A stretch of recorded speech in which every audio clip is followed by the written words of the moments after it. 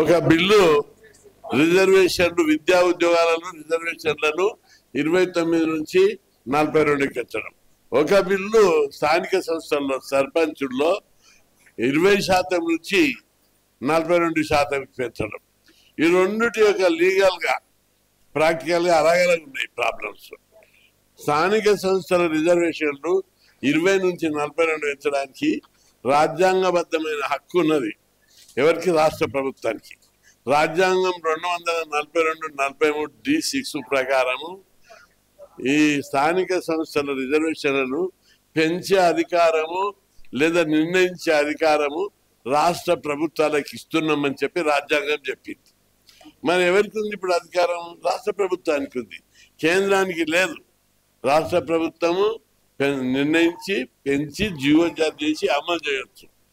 రెండవది, మనకు 34 నుంచి గతంలో మేము కొట్లాడి ఇవి చాలా మంది సోదరులకు తెలవాలి. సంఘాలకు ఏం తెలియదు, సంఘాల వల్ల ఉపయోగం లేదని కొందరు మాట్లాడిరు రామన్న వాళ్ళు. అది సరికాదు. ఇప్పుడున్న ప్రతి స్కీము సంఘాల పేరున్న జీవుల మీద, హాస్టళ్ళు, గురుకులాలు, ఫీజుల రియంబర్స్మెంట్, స్కాలర్షిప్లు, లోకల్ పార్టీ రిజర్వేషన్లు, ఏ పార్టీ పేరు లేదు, ఏ పార్టీ కొట్లాడలేదు. పార్టీలు ముఖ్యమంత్రి ఉన్నారా? రాష్ట్రాలు కూడా ఉన్నాయి. వాళ్ళని నేను తక్కువ అంచనా చెప్తలేండి, అది మన గౌరవం అది. కానీ వాళ్ళ దగ్గర 6,000 ఆస్తులు మన దగ్గర ఉన్నట్టు లేవు, 1,500 రెసిడెన్షియల్ పాఠశాలలు మన దగ్గర ఉన్నట్టు లేవు, ఫీజు రియంబర్స్మెంట్ దేశంలో కాదు ప్రపంచంలో కూడా ఎక్కడ లేదు. ఇవన్నీ మనం సంఘాల నుంచే పెట్టించుకున్నాం. కాబట్టి పోరాడే శక్తి ఇప్పుడు కొత్త మన నాయకత్వం లోపల సంఘంలో పనిచేసిపోయిన చాలా మంది నాయకులు మిలిటెంట్ గా తయారయ్యారు. దాస్ సురేష్ కానీ ఇంకా అనేక మంది కూడా, గుజ సత్యము, ఇక్కడ లీడరు లాల్ కృష్ణ, వీళ్ళందరికీ కలెక్టర్ నాకు ఫోన్ చేసి అడుగుతారు. మొన్న వికారాబాద్ కలెక్టర్, ఏం సార్ మీ శిష్యులంతా వచ్చి మమ్మల్ని బెదిరిస్తున్నారు అని అంటే, ఏమో ఎవరు అంటే లాల్ కృష్ణ బెదిరిస్తున్నారు. అట్లా నాయకులు బలంగా తయారైపోయారు.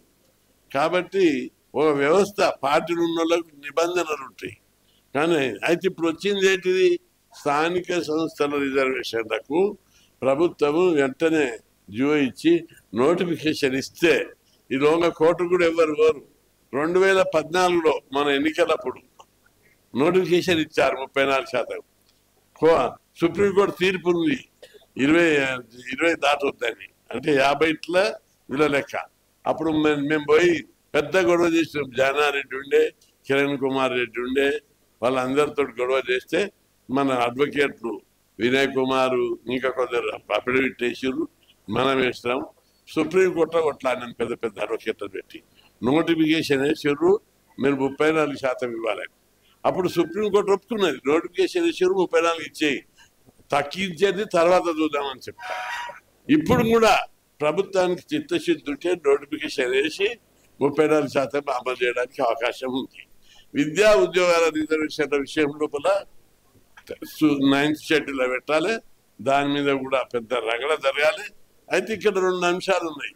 రిజర్వేషన్లు పెంచిన ప్రతిసారి తమిళనాడు కానీ బీహార్ కానీ మొదట జియోలు ఇష్యూ చేశారు, ఆ తర్వాత కోర్టులు కొట్టేసినాయి, సుప్రీంకోర్టు స్టే ఇచ్చినాయి. ఆ ఫైనల్ రిజల్ట్ వచ్చినాక మళ్ళీ 9th షెడ్యూల్ పోయినాయి. ఇక్కడ 9th షెడ్యూల్ పోకుండా కేవలం అక్కడ కేంద్ర ప్రభుత్వం ఇచ్చి మేమైతే పెంచినాం, బిల్లు పాస్ చేసినాం, మీరు తనుక సావండి అనేటటువంటి విధంగా ప్రభుత్వం తయారైంది. అందుకే ఈ వేదిక ద్వారా ప్రభుత్వాన్ని హెచ్చరిస్తున్నాం, మీరు అఖిలపక్షాన్ని ప్లస్ బీసీ సంఘాలు, అఖిలపక్షంలో ఉన్న వాళ్ళు అందరు కూడా అసెంబ్లీలో మాట్లాడలేకపోయారు సరిగ్గా, సబ్జెక్టు తెలియనోడు కూడా ఉన్నారు. కాబట్టి వాళ్ళతోటి కొందరు బీసీ ప్రముఖులైన నాయకులతోటి, హైకోర్టు రిటైర్డ్ జడ్జీలతోటి, సుప్రీంకోర్టు రిటైర్డ్ జడ్జీలు నేను అందరినీ కూర్చోబెట్టి ఎట్లా చేస్తే ఇవి అమలు చేయొచ్చు అనే దాని మీద చర్చ. మేము రాజకీయ కోణంలో మాట్లాడతలేదు, ఒక సంఘ సంస్కరణ కోణంలో మాట్లాడుతున్నాం. కాబట్టి మాకు లాభం కావాలి. ఎందుకు మాకు రాజకీయ కోణం ఎందుకు ఉంటుంది? 50 ఏళ్ళు ఇడ్లిడిచి సంసారం ఇడిచి జాతి కోసం చదువుకోవాలి, ఉద్యోగాలు చేయాలి, ఉపాధి పొందాలని కొట్లాడుతున్నాం. మాకు రాజకీయ కోణం ఉండదు. మాకు ఎట్లా అమలు చేయాలి, ఎట్లా తొందరగా దీన్ని అమలు చేయాలి, లేకపోతే ఇది రాజకీయంగా లబ్ధి పొందేటట్టు చేసి దెబ్బ కొట్టొద్దు అని ఆ కోణంలోనే మాట్లాడుతున్నాం. కాబట్టి ప్రభుత్వం దిగి రావాలి, ఆలోచన చేయాలి, రివ్యూ జరగాలి అందరితోటి. మేమందరం వస్తాం. అన్ని బీసీ సంఘాలు ఎన్ని కుల సంఘాలు అన్నిటి విడిపి వాళ్ళు చెప్పేదానికి మేము చెప్పేదానికి సమాధానం చెప్పి అప్పుడు నీ ఇష్టం అడిగి అట్లా చేయం. మా ఇష్టం ఉందే చేస్తామంటే అట్లా ఎట్టి పరిస్థితులు ఒప్పుకోము, అమలు చేసి తీరవలసిందని చెప్పి ప్రభుత్వానికి ఈ వేదిక ద్వారా హెచ్చరిస్తున్నాం.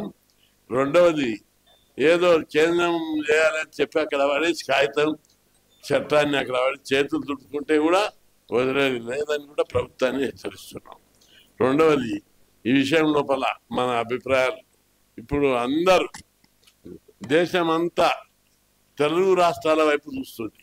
ఇక్కడ బీసీ వాదం బలంగా ఉంది ఇక్కడ అని మీకు అందరికీ తెలుసు. అన్ని పార్టీలు బీసీని ముఖ్యమంత్రి చేద్దామని చెప్పి ప్రకటిస్తున్నాయి. బీజేపీ పార్టీ మొన్న అమిత్ షా వచ్చినప్పుడు మేము అధికారంలోకి వస్తాం, బీసీని ముఖ్యమంత్రి చేస్తామన్నారు. మొన్న కాంగ్రెస్ పార్టీ కూడా ఎవరు పార్టీ నాయకులు అన్నారు, మేము కూడా కాంగ్రెస్ పార్టీ వచ్చే ఎన్నికల్లో బీసీని ముఖ్యమంత్రి చేస్తామని ప్రకటించారు. ఇట్లా ప్రతి ఒక్కరు బీసీ వాదము, బీసీ ముఖ్యమంత్రి అనే స్థాయికి వచ్చింది. మనం కూడా పూర్తి శ్రద్ధ పెట్టి వాళ్ళు చేస్తారులే, గుజ్జా కృష్ణ చేస్తాడు, దాస్ సురేష్ చేస్తాడు, గుజ్జా సత్యం చేస్తాడు, గొరిగె మల్లేష్ చేస్తారు, ఏం తిని తిరిగే రాజేందర్ చేస్తాడు.